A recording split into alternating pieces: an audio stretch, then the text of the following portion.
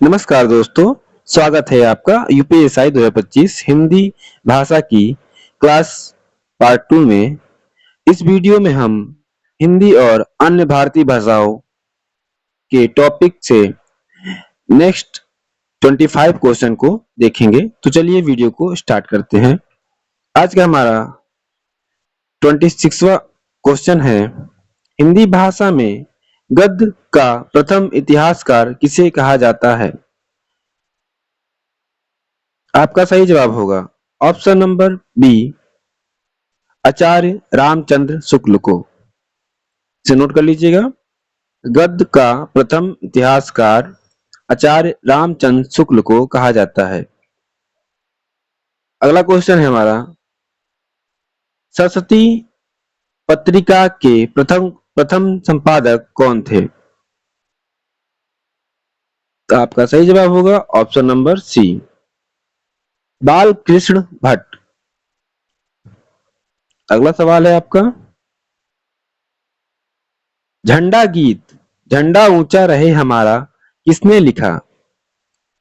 तो किसने लिखा है? ये लिखा है ऑप्शन नंबर बी, आपका सही हो जाएगा श्यामलाल गुप्त पार्षद। नेक्स्ट क्वेश्चन है, जन गण मन किस भाषा में लिखा गया था? तो किस भाषा में लिखा गया है जन गण मन? ऑप्शन नंबर सी, बांग्ला भाषा में लिखा गया है। अगला सवाल है, वंदे मातरम मूल रूप से किस भाषा में लिखा गया था? बताइए, कमेंट करिए, वंदे मातरम किस भाषा में लिखा गया था? तो आपका सही जवाब होगा ऑप्शन नंबर बी, मूल रूप से संस्कृत भाषा में लिखा गया था। नेक्स्ट क्वेश्चन है आपका, असमिया भाषा की लिपि कौन सी है? तो आपका सही जवाब होगा ऑप्शन नंबर बी, बांग्ला आधारित है। ठीक है, नेक्स्ट क्वेश्चन देखते हैं।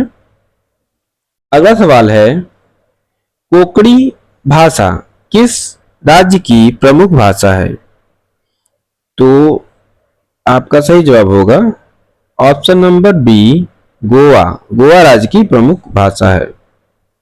नेक्स्ट क्वेश्चन है, संत तुकाराम किस भाषा के कवि थे?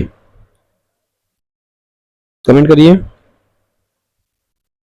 आपका सही जवाब हो जाएगा ऑप्शन नंबर बी, मराठी भाषा के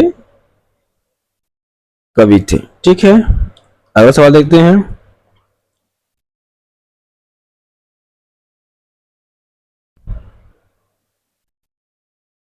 अगला सवाल है, शिल्पादिकाराम किस भाषा का महाकाव्य है? तो किस भाषा का महाकाव्य है? आपका सही जवाब हो जाएगा ऑप्शन नंबर ए, तमिल भाषा का महाकाव्य है शिल्पादिकारम। ठीक है, शिल्पादिकारम जो है तमिल भाषा का महाकाव्य है। नेक्स्ट क्वेश्चन है, कवि वर्मा किस भाषा के प्रसिद्ध कवि हैं? तो कवि वर्मा जो है किस भाषा के प्रसिद्ध कवि है? तो ये हैं कन्नड़। ऑप्शन नंबर बी आपका करेक्ट हो जाएगा, कन्नड़ भाषा के प्रसिद्ध कवि हैं। अगला सवाल है आपका, पंजाबी भाषा किस लिपि पंजाबी भाषा की लिपि क्या है? ये आपको बताना है। 36 क्वेश्चन है, पंजाबी भाषा की लिपि कौन सी है? तो पंजाबी भाषा की जो लिपि है वो है गुरुमुखी। ऑप्शन नंबर बी आपका करेक्ट हो जाएगा, गुरुमुखी है। ठीक है, नेक्स्ट क्वेश्चन देखते हैं। गद्य काव्य शब्द का प्रयोग सबसे पहले किस भाषा में हुआ? तो बताइए, जो गद्य काव्य है उस शब्द का प्रयोग सबसे पहले किस भाषा में किया गया था? तो ये किया गया है ऑप्शन नंबर डी, संस्कृत भाषा में सबसे पहले किया गया था।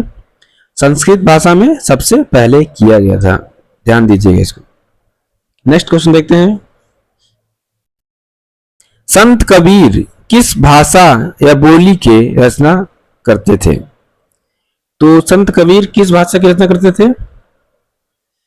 तो कबीर जी जो है, कबीरदास खड़ी बोली मिश्रित सधु कड़ी, याद रखिएगा, खड़ी बोली और मिश्रित का भाषा मतलब रचा करते थे भाषा में। ठीक है, अगला सवाल है आपका, मीराबाई किस भाषा में भक्ति गीत लिखती थी? तो मीराबाई जो है ब्रज की थी, इसलिए वो ब्रज भाषा में अपने भक्ति गीत लिखती थी, याद रखिएगा, ब्रज भाषा में। ठीक है, अगला सवाल है,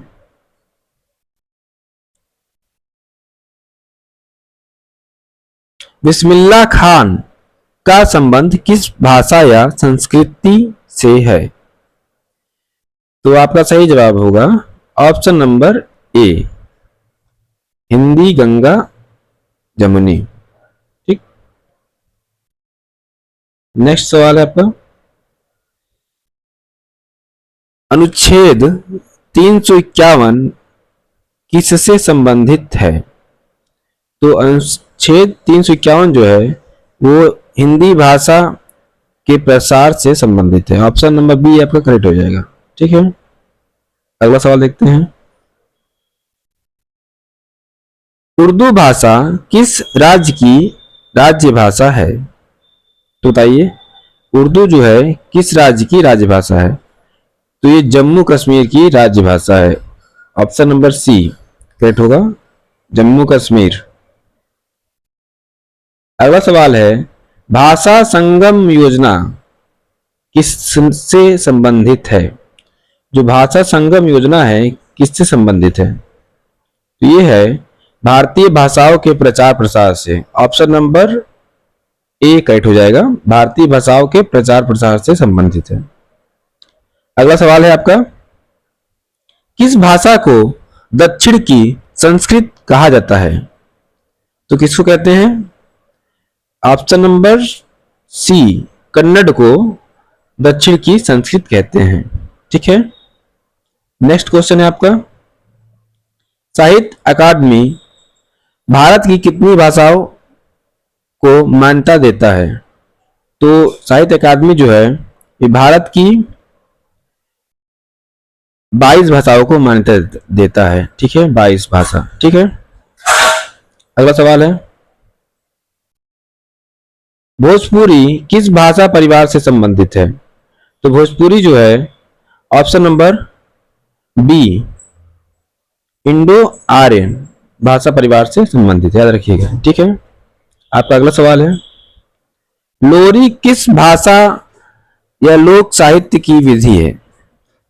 बताइए, लोरी किस भाषा की विधि है? तो पंजाबी, हिंदी, उर्दू सब की यह साहित्य की विधि, याद रखिएगा, सभी है, इसमें चारों तीनों है मतलब। ठीक है, नेक्स्ट क्वेश्चन है,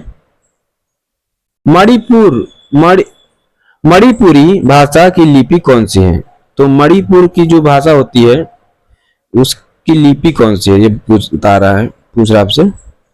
तो आपका ऑप्शन नंबर सी करेक्ट हो जाएगा, मई तेई मैके, मेतेई मके। आपका ऑप्शन नंबर सी करेक्ट हो जाएगा। ठीक है, अगला सवाल है, भारत में सबसे अधिक बोली जाने वाली भाषा कौन सी है? तो सबसे अधिक कौन सी बोली जाती है?